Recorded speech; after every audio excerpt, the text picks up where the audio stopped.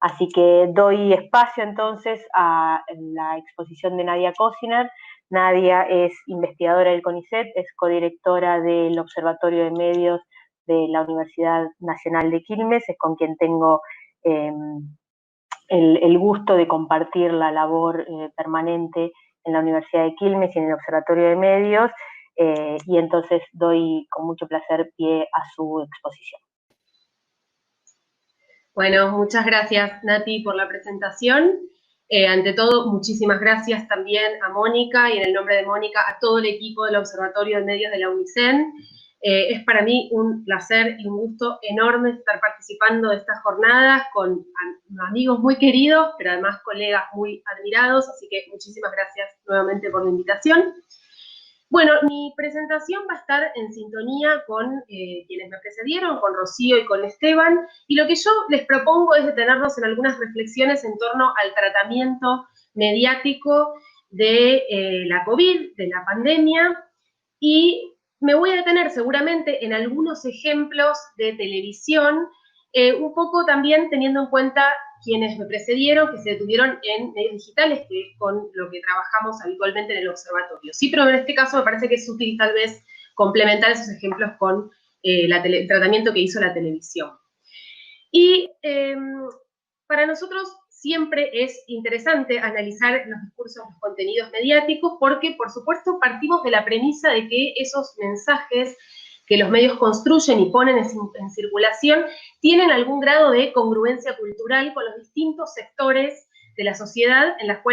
el seno de las cuales son producidos esos mensajes.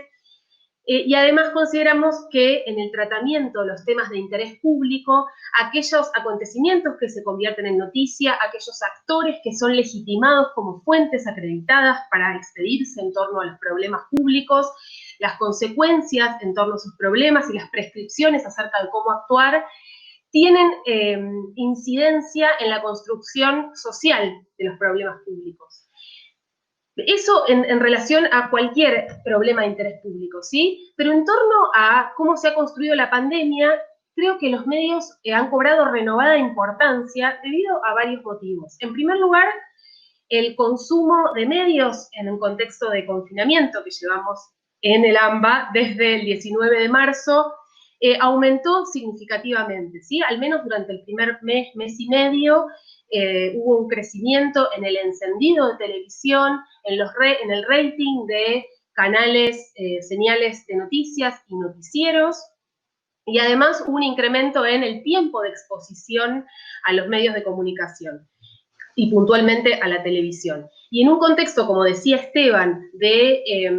que la agenda está prácticamente copada por la pandemia, esto evidencia que había una demanda, una necesidad de orientación por parte de los públicos acerca de la evolución de este asunto. Por una parte, entonces, esto que les decía, y en segundo lugar, la pandemia puede ser considerado, la emergencia de la pandemia y los acontecimientos con ella relacionados, puede ser considerado un evento, lo que llamamos un evento crítico, ¿sí? ¿Qué quiere decir un evento crítico? Me refiero a un evento contextualmente dramático que reclama una pronta definición colectiva y cuya significación radica fundamentalmente en el impacto que tiene en los públicos y en las élites políticas y la percepción generalizada de que es necesario tomar acción urgente para resolver esta cuestión. Y en este sentido, la premura con la cual la Presidencia, el Poder Ejecutivo Nacional, dispuso el aislamiento social preventivo y obligatorio, asesorado por un comité de expertos, médicos, epidemiólogos, infectólogos, que recomendaron esta cuestión, permitió detener o ralentizar el avance del virus y preparar el sistema sanitario. Y esto, bueno, ya sabemos a esta altura que fue profundamente relevante y colaboró con la construcción de este evento crítico. Ahora bien, creo que vale detenerse en el rol que los contenidos mediáticos cumplieron en la co-construcción de este evento crítico propuesto por el Poder Ejecutivo Nacional, por el Gobierno Nacional y las medidas que tomó. Y para analizar las coberturas, creo que hay por lo menos dos niveles de análisis que son, bueno, por lo menos, yo me voy a detener en dos, que son complementarios y que un poco retoman esto que presentaba Esteban, ¿no? Por un lado, creo que podemos detenernos en algunos patrones que también mencionaba Rocío, algunos patrones, algunos guiones, modelos estandarizados de procesamiento de la información que no son patrimonio exclusivo del tratamiento de este evento crítico y de este acontecimiento de interés público, podríamos decir, pero que aparecen también aquí.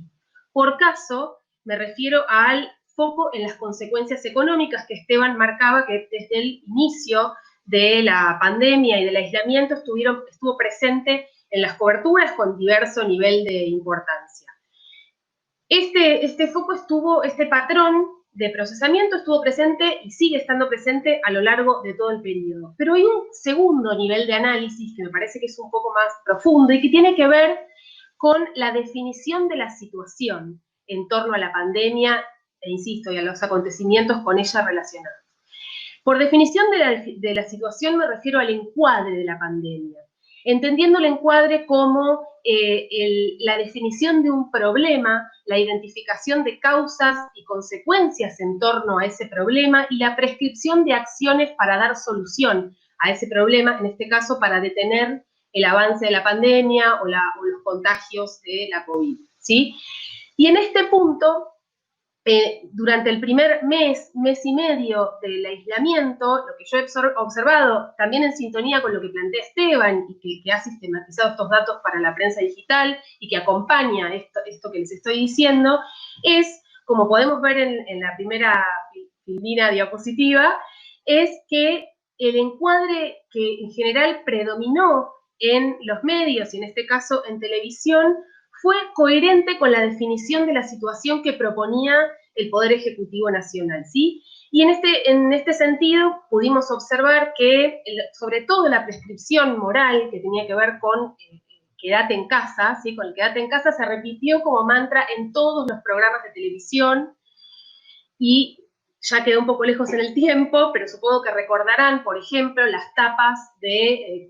todos los diarios de la ciudad de Buenos Aires, esa sobretapa que decía el virus lo enfrentamos o lo frenamos entre todos, y el evento que se desarrolló en conjunto por los distintos canales de aire el 5 de abril, ese domingo 5 de abril, Unidos por la Argentina. Es decir, había un consenso de apoyo al encuadre oficial en torno a este enfoque sanitarista del problema, ¿sí? Y la importancia de quedarse en casa para detener el avance del virus. Y en este sentido se recurrió a fuentes oficiales, por lo general, y cuando fueron las fuentes que predominaron en la definición de la situación, como bien señalaba Esteban, y cuando se recurrió a fuentes no oficiales, esas fuentes no oficiales en general fueron médicos o especialistas que colaboraron en esa definición de la situación, en esa interpretación de la pandemia, en cuáles eran sus causas, consecuencias, modo de detenerla. Es decir, las fuentes en general a las cuales se recurrió para darle sentido a este evento crítico, colaboraron con el encuadre oficial. Siempre me estoy refiriendo al primer mes y medio de aislamiento. Sin embargo, este tratamiento de la información que reforzaba el encuadre oficial y que tenía cierto rol también pedagógico, ¿no? Respecto de cómo cuidarnos para no contagiarnos el virus, no siempre estuvo acompañado por un tratamiento responsable de la información. Y es acá donde se observa la recurrencia otra vez a estos patrones persistentes y estos modelos de procesamiento de la información que también vemos en otros asuntos de interés público, ¿sí? Acá traigo algunos ejemplos, pero por ejemplo, la excesiva atención a historias individuales, ya sea como nota de color, para dar cuenta, bueno, cómo los famosos pasaban el aislamiento, como para emitir sanciones morales, ¿sí? Aquellos que se desviaban de la norma. Y acá tenemos ejemplos del inicio del aislamiento, por ejemplo, el joven que se subió a un buquebús con síntomas de coronavirus, o la señora que iba a tomar sol en plena cuarentena, que realmente se cubrió prácticamente en cadena nacional en ese momento, y de modo más reciente, el ejemplo del casamiento de los miembros de la comunidad judía en plena cuarentena, el baby shower en Necochea, o el velatorio en Lobos, digamos, esta celebración clandestina de rituales, son ejemplos elocuentes de este comportamiento, ¿no? Que muchas veces fue en detrimento del tratamiento contextualizado de la información que colaborara con brindar información socialmente relevante y además que evitara sembrar pánico entre la población, ¿no? Y acá me quiero detener porque estos patrones me parece que subsisten aun cuando el encuadre general de la información apoyaba a la definición de la situación propuesta por el oficialismo, ¿sí? Ahora bien, durante las últimas semanas, ese encuadre, también en sintonía con lo que señalaba Esteban, ¿no? De cómo empieza a predominar el tema económico y el tema de controversia política en las últimas semanas. Lo que se empieza a observar en estas últimas semanas, decía, es la emergencia de un encuadre alternativo, ¿sí? Una definición de la situación que desafía el encuadre oficial, la definición de la situación oficial, a partir de esta falsa dicotomía entre salud y economía, y este encuadre, esta idea que supone que aquello que pretende resolver o evitar el avance del virus termina teniendo consecuencias más dramáticas, no solo en la economía no solo económico-financieras, sino también en términos de vidas, ¿sí? De personas perjudicadas, tan perjudicadas económicamente que también verían en riesgo su vida. Este encuadre alternativo incorpora un nuevo componente en estas últimas semanas que tiene que ver con la libertad individual y con el cuestionamiento de las medidas de política pública para hacer frente a la pandemia como un avance del Estado o del gobierno en las libertades individuales y sobre todo en la libertad del libre tránsito, ¿sí? Por sobre la obligación que tiene el Estado de garantizar el derecho a la salud. Estos ejemplos comienzan a verse, perdón, voy a pasar la diapositiva, ahí está. Este tipo de desafío, este desafío al encuadre oficial comienza a observarse en los medios a partir de discursos de referentes de la oposición política, a partir de discursos de ciertos periodistas notorios y no tanto, que empiezan a expresar esta idea de la cuarentena más larga del mundo, o de la necesidad de una cuarentena inteligente, o también de figuras mediáticas que cuestionan la idea del aislamiento y del aislamiento prolongado, ¿sí? Y ahí tenemos sobrados ejemplos, además de los que tienen en pantalla, bueno, la famosa carta de la infectadura, de estos intelectuales que critican este avance del Estado, es un ejemplo, y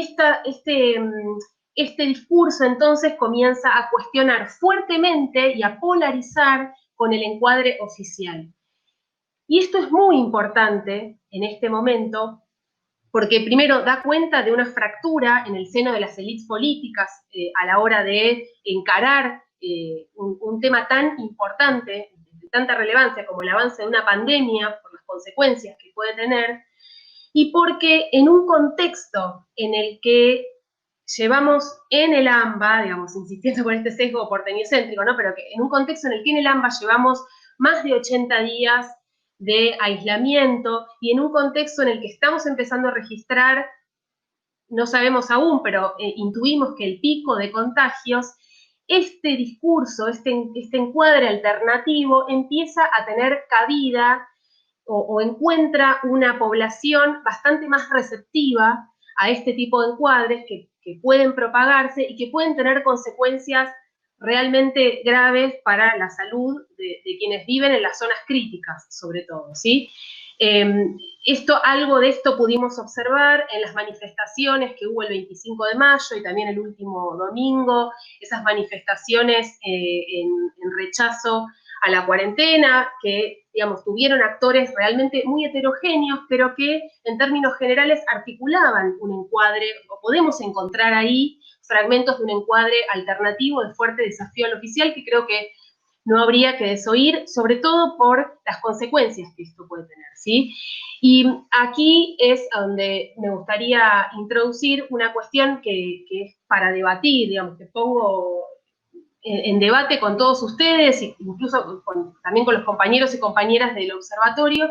que tiene que ver con rediscutir o volver a pensar, por ahí, ahora estamos en el fragor de los acontecimientos, pero un poco más adelante o ir pensando para cuando esto termine,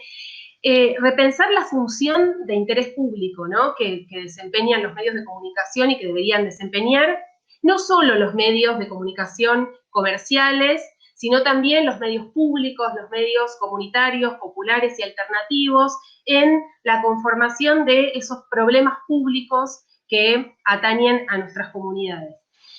La noción de interés público es una noción ciertamente flexible, ciertamente discutible, digamos, que hay que construirla. Me parece que en nuestra ley audiovisual ya parcialmente o mayoritariamente derogada había una definición interesante de interés público que podemos recuperar y discutir, y me parece que eso es uno de los desafíos que nos deja esta pandemia, entre otros tantos que han señalado mis colegas y que seguramente señalará también Lorena. Bueno, les agradezco, dejo acá y quedo a disposición para las preguntas y para seguir debatiendo.